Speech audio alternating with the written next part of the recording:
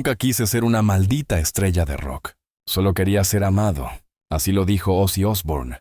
En una entrevista sin luces, ni efectos especiales, donde por fin no estaba actuando, sino confesando, porque detrás del monstruo, que mordía murciélagos en el escenario y gritaba como poseído, había un niño de Birmingham, que nunca se sintió suficiente, que nunca entendió el cariño, que creció entre gritos, pobreza y silencio.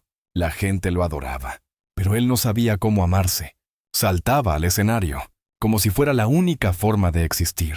Entre luces estroboscópicas y riffs infernales, Ozzy se construyó una máscara, hecha de metal, alcohol y rabia. Pero cuando las luces se apagaban y la multitud se iba, lo único que quedaba era el vacío, un vacío tan profundo que más de una vez lo empujó al borde de la muerte. Este no es el retrato de una leyenda perfecta, es la historia de un hombre roto que convirtió su dolor en música y su miseria en espectáculo. Hoy, tras su muerte, el 22 de julio de 2025, nos vemos obligados a mirar más allá del ídolo. Para entender al ser humano, nació en una casa de ladrillo, en Aston, Birmingham, una de esas calles grises, donde nadie sueña. Con llegar a los escenarios, su padre trabajaba en la fábrica, su madre limpiaba en turnos dobles. Y Ozzy, el cuarto de 6 hijos, aprendió a esconder el hambre entre los ruidos del metal. En la escuela no entendía nada. Las letras bailaban en su cabeza, y los profesores decían que era flojo, cuando en realidad tenía dislexia y depresión. Le decían tonto, le pegaban. Se reía para que no lo vieran llorar. Una vez robó unas ropas, solo para sentirse distinto. Lo atraparon. Pasó semanas en la cárcel, usando las botas de su papá, porque no tenía otras. Allí decidió que si el mundo lo llamaba perdedor, entonces sería el perdedor más inolvidable que jamás hayan visto. La música no fue un plan, fue un grito, un Skype, una forma de hacer que el mundo lo escuchara por fin. Cuando conoció a Tony Iommi y fundaron Black Sabbath, no sabían que estaban creando historia, solo sabían que querían sonar como una película de terror, oscura, espesa, anti-natural. Ninguno era virtuoso, pero juntos creaban algo que no se parecía a nada más. El público no entendía. La crítica los llamaba satánicos, pero los jóvenes los adoraban. Eran diferentes, y Ozzy era la voz del abismo. Su canto no era perfecto, pero tenía algo, como si hablara con los muertos, como si supiera que había algo podrido debajo de todo. Cada concierto era un exorcismo, cada álbum una herida abierta. Black Sabbath no solo cambió el rock, cambió a Ozzy, lo convirtió en el monstruo que el público quería ver. Pero detrás de todo eso, seguía siendo el chico de Aston, que solo quería ser amado, o si no sabía cuánto había caído. Hasta que fue demasiado tarde. La fama se volvió ruido, y el ruido se volvió silencio.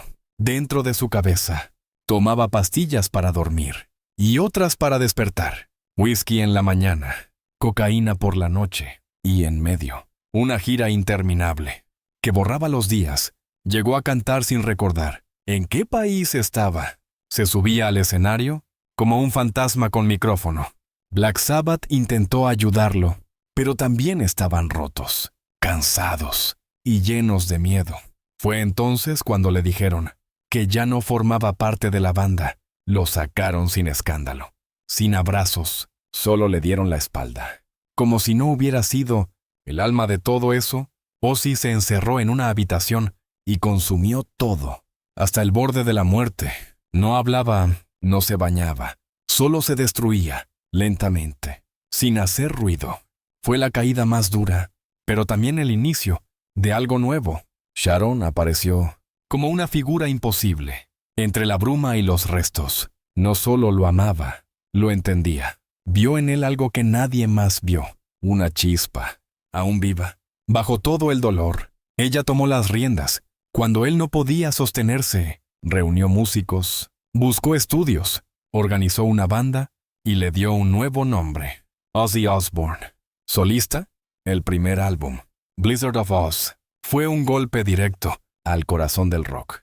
Crazy Train se convirtió en himno, y Ozzy, renacido entre guitarras eléctricas Volvió a respirar, pero el precio fue alto. Sharon también era su manager, y a veces, su carcelera, controlaba su agenda, sus pasos y hasta sus medicamentos, no por crueldad, sino por miedo a perderlo otra vez. Ozzy le debía la vida, pero también sentía que ya no le pertenecía.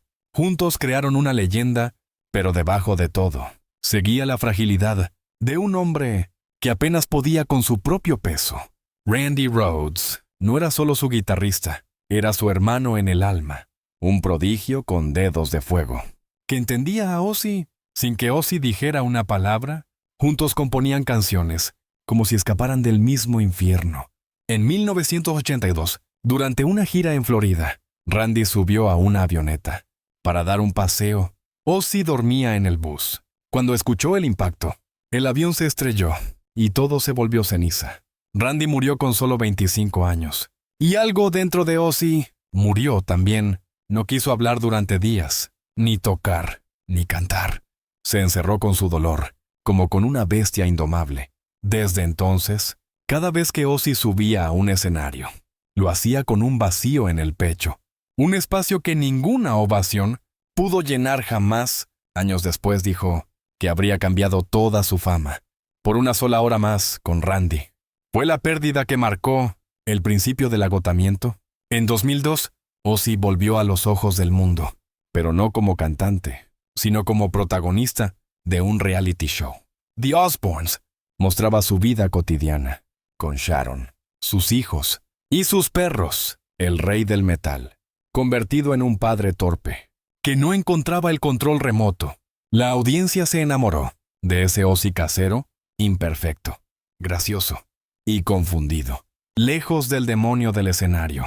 Aquí había un hombre que decía mierda cada 2 minutos y se perdía en su propia casa. Fue un retrato sin filtros que le dio más cariño del que había recibido en décadas, y aunque muchos lo criticaron por vender su intimidad, otros entendieron que era la forma más honesta de mostrarse. Ozzy no fingía, ya no tenía fuerzas para eso, y fue en esa transparencia donde encontró la redención del público, un ídolo caído, que no necesitaba ser perfecto para ser amado.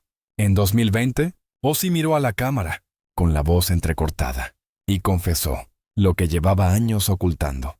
Tenía Parkinson, el cuerpo le temblaba, la memoria fallaba, y el dolor era constante. Pero aún así, seguía componiendo. No quiero que me tengan lástima, dijo.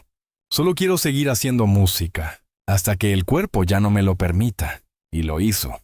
Grabó discos, apareció en conciertos, aunque ya no pudiera caminar sin ayuda. Cantaba sentado, pero su voz seguía saliendo desde el alma. En julio de 2025, regresó a Birmingham, la ciudad que lo vio nacer, para un concierto llamado Back to the Beginning.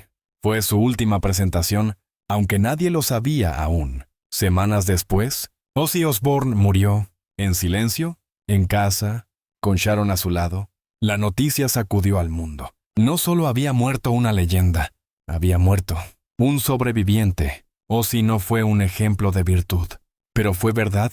Cantó con los demonios y amó con los restos que le quedaban. Hoy, su música sigue gritando lo que él no pudo decir en voz alta, y su legado no está hecho de gloria, sino de cicatrices.